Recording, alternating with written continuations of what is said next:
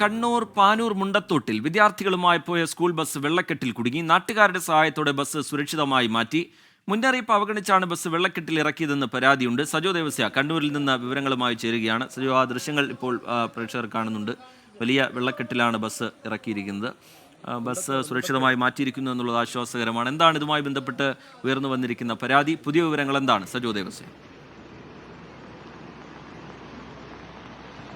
റിജിത്ത്, പാനൂരിലെ KKVPR memorial higher secondary സ്കൂളിലെ school ബസ്സാണ് വിദ്യാർത്ഥികളുമായി പോകവേ അപകടകരമായി യാത്ര ചെയ്തത്. ഈ ഭാഗത്ത് വലിയ തോതിൽ, അതായത് കടവത്തൂർ മുണ്ടത്തോട് വഴി പോയപ്പോൾ അവിടെ വലിയ വെള്ളക്കെട്ടുണ്ടായിരുന്നു. ദൃശ്യങ്ങളിൽ തന്നെ കാണാം, ബസ് ഏതാണ്ട് പകുതിയോളം അതിൻ്റെ ഒത്ത മധ്യത്തിൽ വെച്ച് മുങ്ങി നിൽക്കുന്നത് കാണാം. ബസ് അവിടെ വെച്ച് ഓഫായി പോവുകയാണ് ചെയ്തത്. ഈ ഭാഗത്തേക്ക് ബസ് ഇറക്കുന്നതിന് തൊട്ട് മുൻപ് തന്നെ ആ പ്രദേശവാസികളായ ആളുകൾ അത് തടഞ്ഞിരുന്നു, മുന്നറിയിപ്പ് നൽകിയിരുന്നു, അതുവഴി പോകരുത് എന്ന് നൽകിയിരുന്നു. ആ ഘട്ടത്തിൽ ബസ്സിൽ 10 വിദ്യാർത്ഥികളുണ്ടായിരുന്നു. പിന്നീട് വെള്ളക്കെട്ടിൻ്റെ ഒത്ത മധ്യത്തിൽ വെച്ച് ബസ് ഓഫായി പോയി.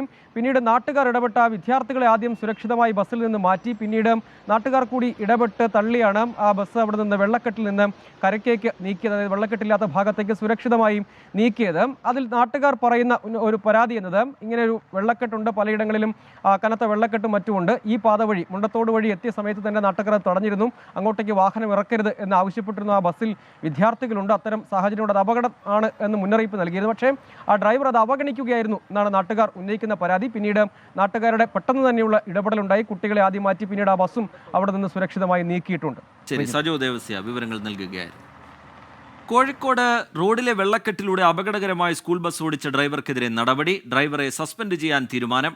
കാരണം കാണിക്കൽ നോട്ടീസ് നൽകിയതായി സ്കൂൾ പ്രിൻസിപ്പൽ അറിയിച്ചു. അഭിജിത്ത് മുഴക്കുന്ന് വിവരങ്ങളുമായി ചേരുന്നുണ്ട് കോഴിക്കോട്ട്. അഭിജിത്ത്, വിവരങ്ങൾ അഭിജിത്ത്.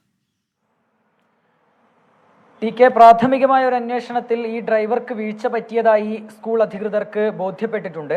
അതിനാലാണ് ഈ സസ്പെൻഡ് ചെയ്യാനുള്ള ഒരു തീരുമാനത്തിലേക്ക് അവർ കടക്കുകയും ചെയ്യുന്നത്. നിലവിൽ ഈ ഡ്രൈവർക്ക് ഒരു വിശദീകരണം നൽകാൻ ഡ്രൈവറോട് ആവശ്യപ്പെട്ടിട്ടുണ്ട്. ആ വിശദീകരണം ലഭിച്ചതിന് ശേഷം നടപടിയിലേക്ക് കടക്കുമെന്നാണ് ദാറുൽ ഹുദ സ്കൂളിലെ പ്രിൻസിപ്പൽ നമ്മളോട് വ്യക്തമാക്കുന്നത്. ഈ സംഭവം ഈ സ്കൂളിലെ 25ഓളം വിദ്യാർത്ഥികളുമായാണ് ഈ സ്കൂൾ ബസ് ഇത്തരത്തിലൊരു സാഹസിക യാത്ര, അപകടകരമായ ഒരു യാത്ര നടത്തിയത്.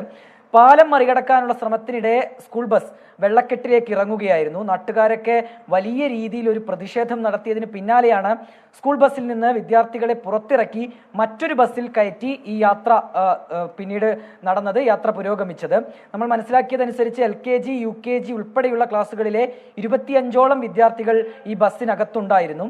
ഏതായാലും വളരെ അപകടകരമായ ഒരു യാത്ര എന്ന് തന്നെ പറയേണ്ടി വരും. അതിന്റെ ദൃശ്യങ്ങൾ ഉൾപ്പെടെയാണ് ഇപ്പോൾ പുറത്തു വന്നിട്ടുള്ളത്.